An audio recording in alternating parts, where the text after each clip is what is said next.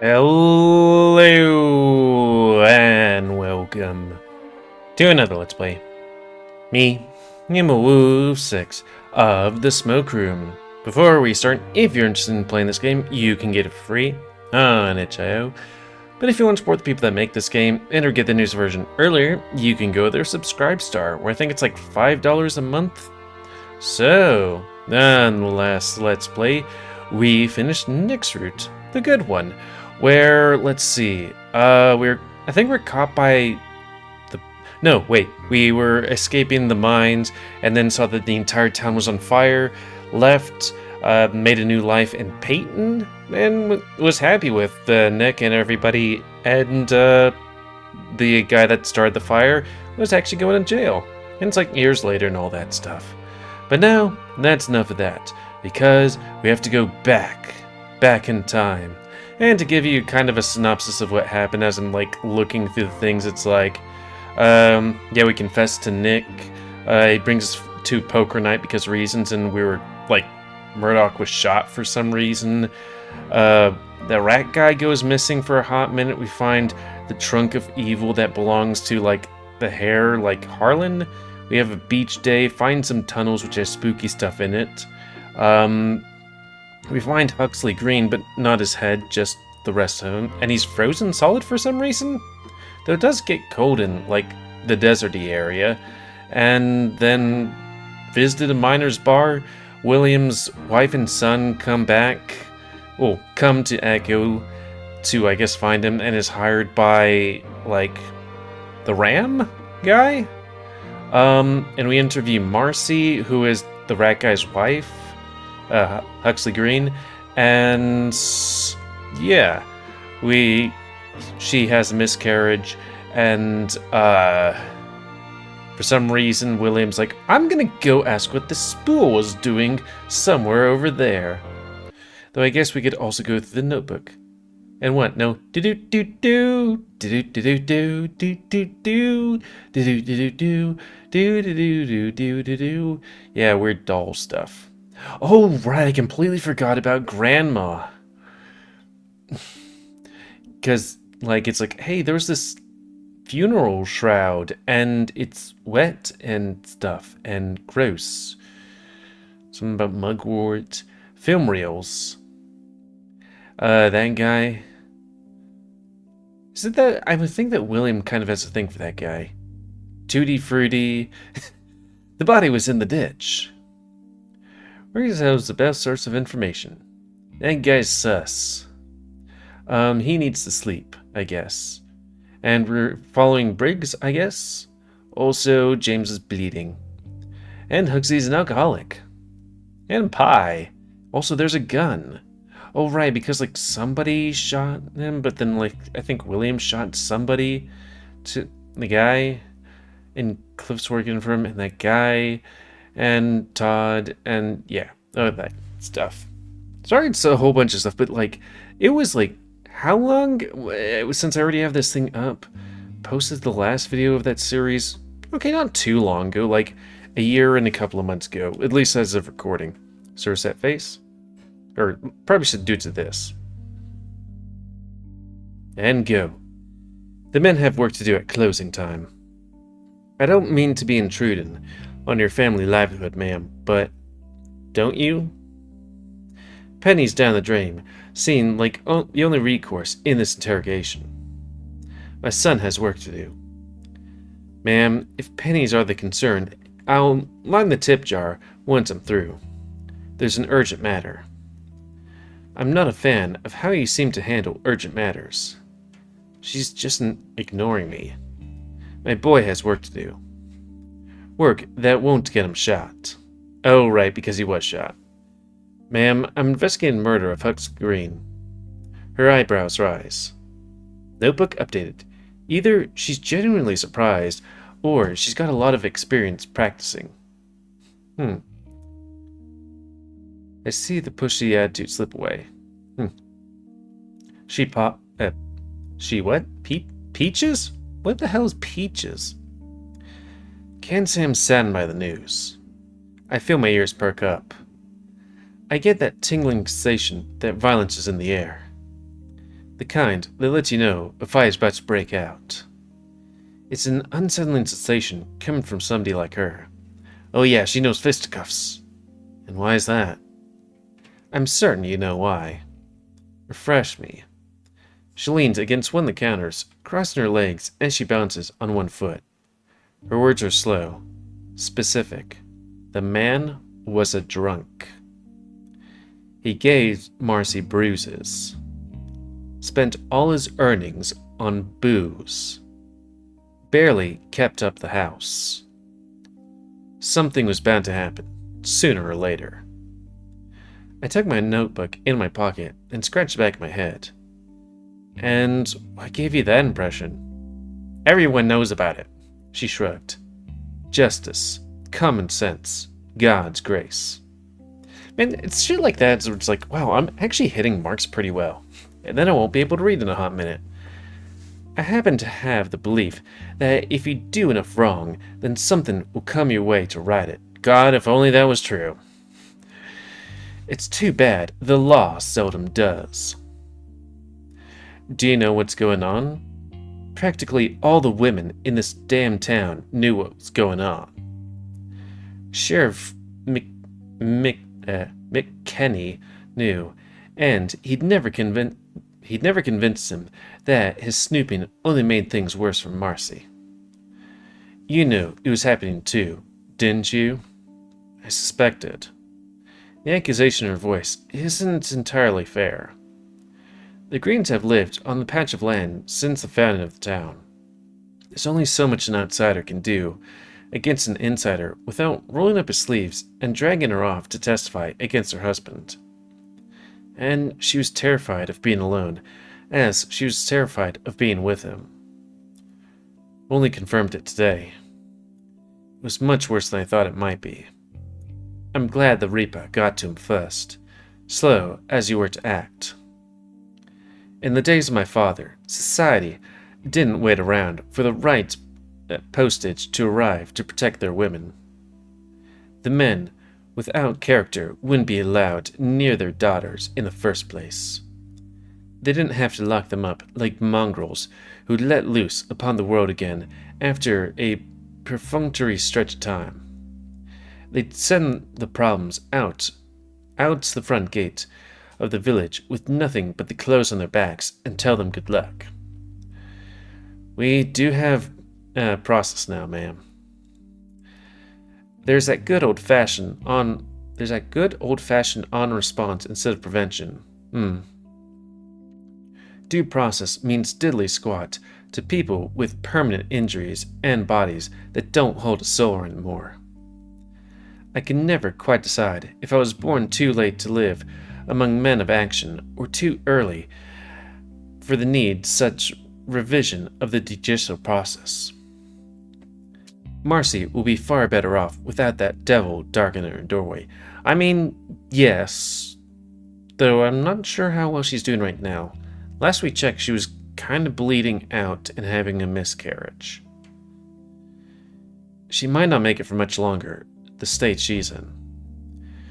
Gretchen Bryan's brow furrows deeply. And what's that supposed to mean? I mean, either she's drugging herself, or somebody's doing it for her. What, did we think she was drugged? I guess it was mugwort.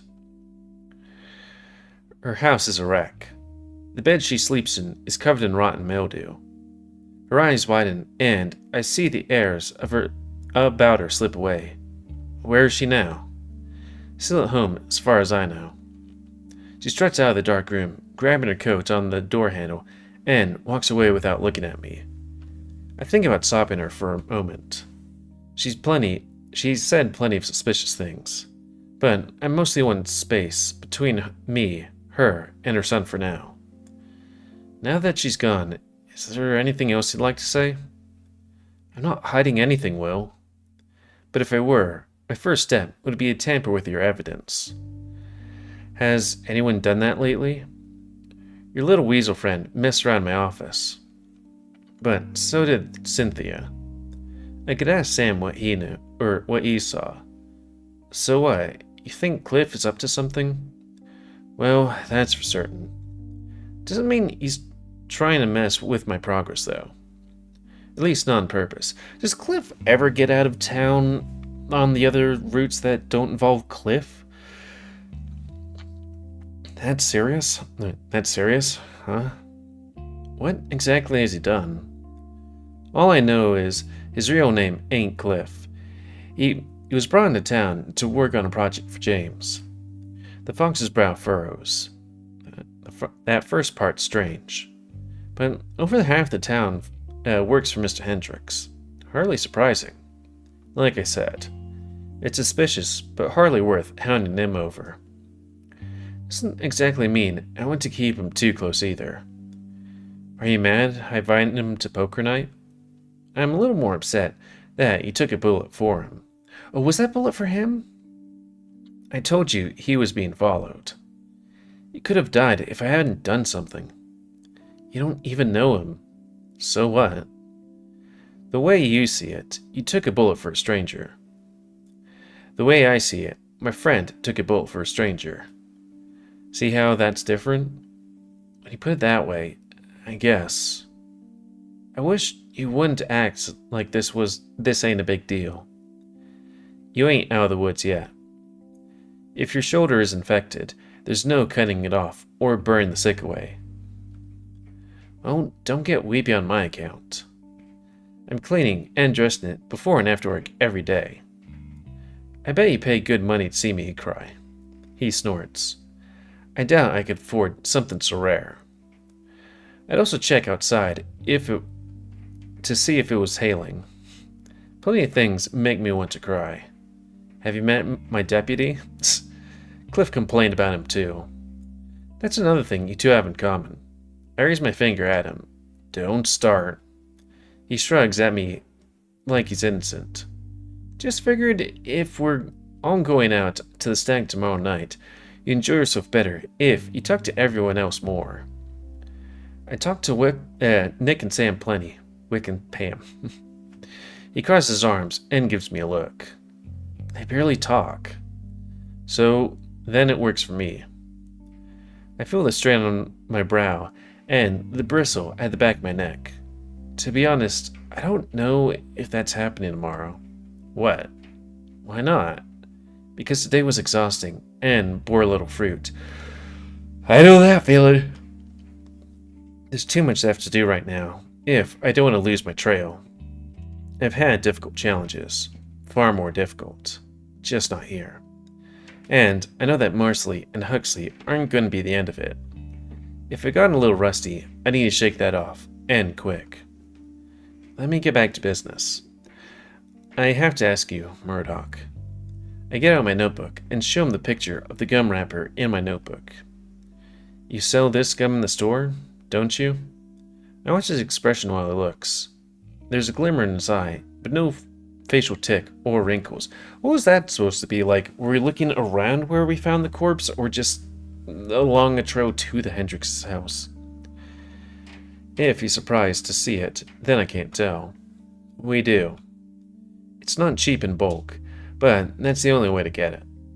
So, it ain't a stretch to say you're the only supplier downtown who sells this gum? I suppose it isn't. So, who buys it?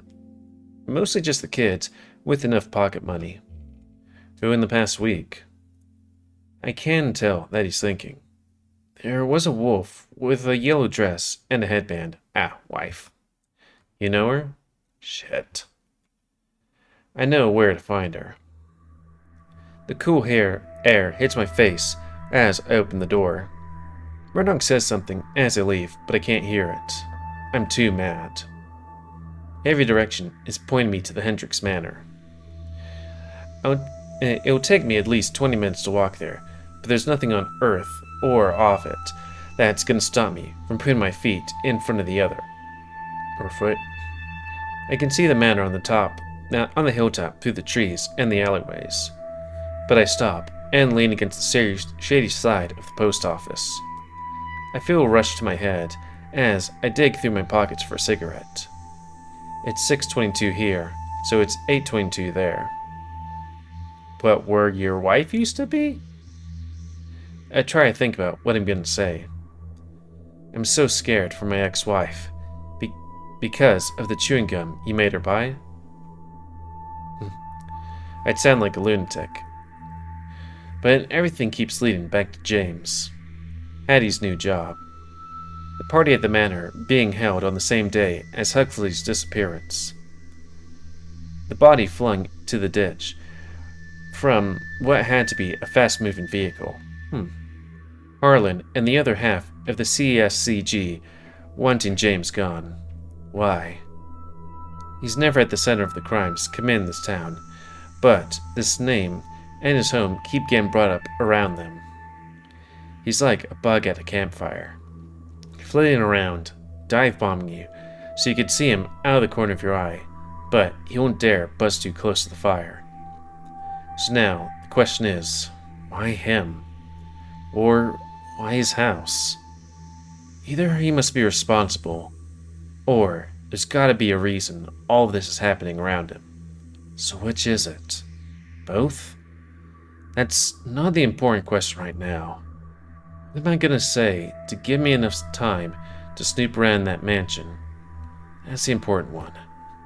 There ought to be something in there that answers some of my questions. Shit. I finished my cigarette already. Oh well. What I need to say, it will come to me. It always does. The sun beats down on the back of my neck as I climb the hill. The raccoon on the porch goes inside when he sees me. The wolf at the gate looks me up and down, so I do the same. And take it that by your stares that you know who I am. Master Hendricks will be notified of your presence. He has a hardened look to him. I crouch down on my knees, staring up at him. I toss a pebble. He doesn't look. His eyes stare straight out into the desert horizon. They wander lonely roads and bone-picked fields. It's as if he hasn't had one challenging thought in years. There's no complication whatsoever in what he has to do to protect his master. I'm looking at a living corpse who stares back and doesn't see me. Sometimes the officers would get like that in the city too.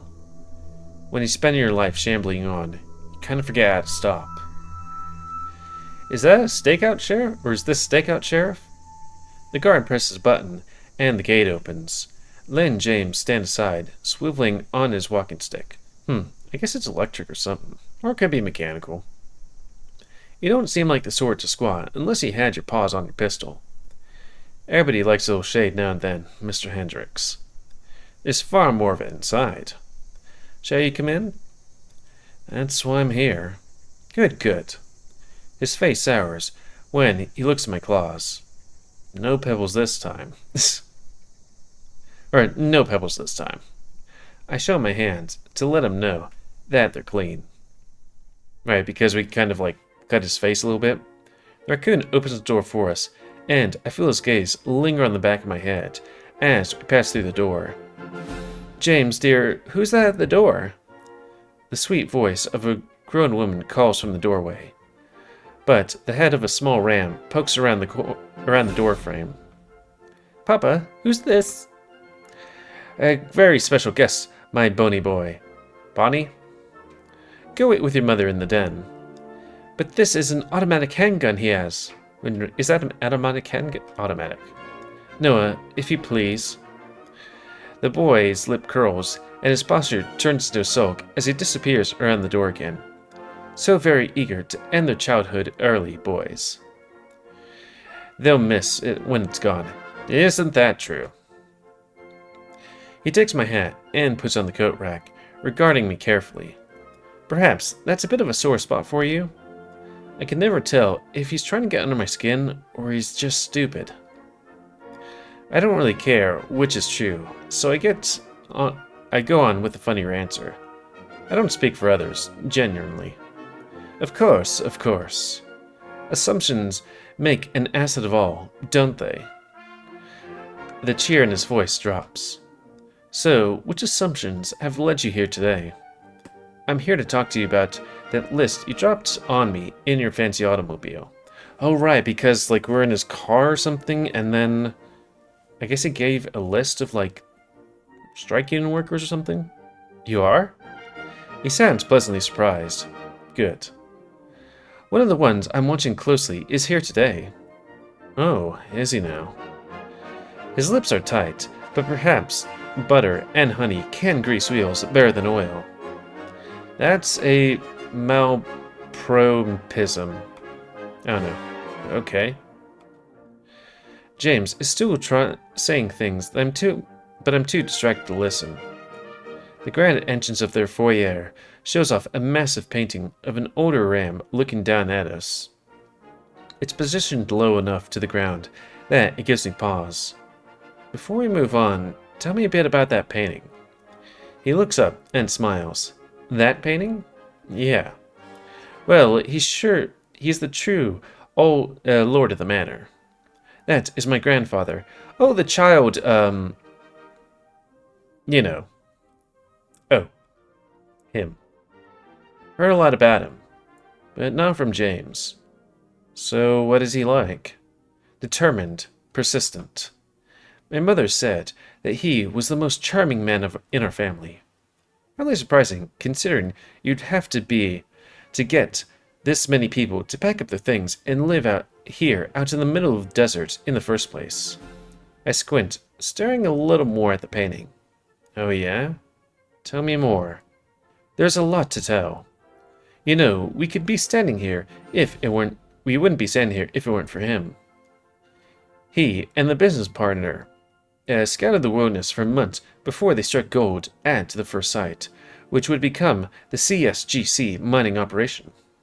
Business partner? Was that Briggs's father? No. Briggs was just a pup when he worked under my father. Alas, he did not know my grandfather. Most paintings have a gap in their frames. That one looks welded to the wall. So, what can you tell me about this original business partner? All of a sudden I just lost my thing. I start climbing the stairs. Well, he's not very important. He clears his throat loudly enough for me to turn around. This way, Sheriff. I bite the inside of my cheek. I want to get a close look at the painting. He directs me down the right hall, which leads into a richly decorated parlor. It smells like lemon, huckleberries, Earl Grey, and honey cakes. I get a quick look around the room. The child from the hallway is poking at the logs in the fireplace with a red iron poker. But then I see somebody I didn't expect to see here. Son? Nope, Nick. Right, him. It's Nikolai, who looks very uncomfortable, stuffed into a wicker basket chair, holding a very nice teacup in one hand. A well-dressed youth, I can only assume is Mrs. Hendricks, is reading a book on her wicker basket lounge. She puts the book down when we enter the room and stand up. Oh my goodness gracious, is that the sheriff? The boy shuffles sideways, pretending not to look at me, but his eyes are on my gun holster. Don't do the thing that everybody wants to do with the sheriff's gun, which is grab it. Nick turns slowly to see me. He looks almost grateful. I do hope we have not done anything wrong. That remains to be seen. I'm just here to talk some business. That's me. I'm just here to talk some business over with Miss Hendricks. You keep a very lovely home. Oh, please, sir. I am an amateur decorator. The real credit should go to our principled and fastidious staff. Please, come sit with us. Yes, come join us for tea, William. This is really fucking weird. James points in between myself and the badger. The two of you know one another, yes? It's part of my job to know most people. You can drop the rough and tumble act. Even a man as sullen as yourself, who's married to duty, has to have friends. I feel my hand slip into my pocket for a cigarette, out of the habit, but stop myself. Yes, Nick is a friend of mine. I would like to think of Nicholas as a friend of mine too, because he works in the mine. Nick gives me a side look, telling me that this is absolutely not the case. Not that I would have needed a confirmation. Aw, well isn't that so sweet? It can be really hard for James to make friends out here, what with the awkwardness that comes with the nature of my husband's work. She means, in fact, that almost everybody works under him. Well, that's not entirely true. Oh, please, do forgive me if I misspoke. She seems nice, but my mind isn't really a part of it. But my mind isn't really a part of this conversation. I'm thinking about why Nick is here, and when I'm going to have the opportunity to ask him about it. I think it should happen before I go. I look around the room to see if there are any clues. Nick's clothes look clean, which means he probably didn't go to work today. James's eyes are on me, naturally, so I don't make any sudden glances. On the coffee table, I notice a replica of the house made out of cardboard, which I guess would be that thumbnail. The front is very familiar facade of the Fredler's plantation-style home, but the back exudes a much farther than expected. Extrudes? There are wings and turns, and what looks like to be a center room with is what meant to be a glass roof. Who built the cardboard model? Oh, I'd call that thing more of an endeavor than a model. Quite so. What do you all mean by that? This is my attempt at scaling the house. I cock my brow at both of them. Make it simple for me. My grandfather, the original architect of this house, had many planned renovations that he never entertained to share. God damn. So they have so much room up on this hill that they've gone and lost track of it. Huh? You mean you didn't leave floor plans of this house? You didn't leave the floor plans of this house at all? If he did, he lost them. Miss Hendricks makes noise while sipping her tea and shaking her finger. She puts the cup down, wipes her mouth with a handkerchief, and then speaks up. But I have a theory that he had no interest in sharing them. Well, he had a great deal of interest in antiquity, but an even greater interest in late medieval period. You don't say. Take the outside of our house, for instance. The exterior blazed a homey manner, but the bones are something else entirely. They're doors to nowhere. Or, more likely, they were clearly doors to somewhere, but that somewhere never got to be built. My grandfather didn't want a manor, he wanted a cathedral. So, what do you want? Me? Do you plan to take up his work? I've already started plans, hence the Marquis. I think that's how you spell that. But what's most interesting to me is how committed he was to his heritage. My grandfather grew up experiencing the country full of green hills and expanding ruins. He was lord without a castle until he came to this country and started to build. His vision is certainly unfinished, and I don't need any floor plans to confirm that. There's a lot of convenient deniability in this story. If something were occurring in this house, he could claim he didn't know about it. That makes me What makes me very nervous is that I don't think he's lying to me. Entirely think he's lying to me. This place is huge, and according to the town records, it was huge before his birth. Who knows what he added or moved to the interior? Well, a place where, children went to for... The problem with big houses is that they're meant for big company. I feel we have plenty of regular company, wife. Don't you wife me. She crosses her hooves and clasps them to her bosom.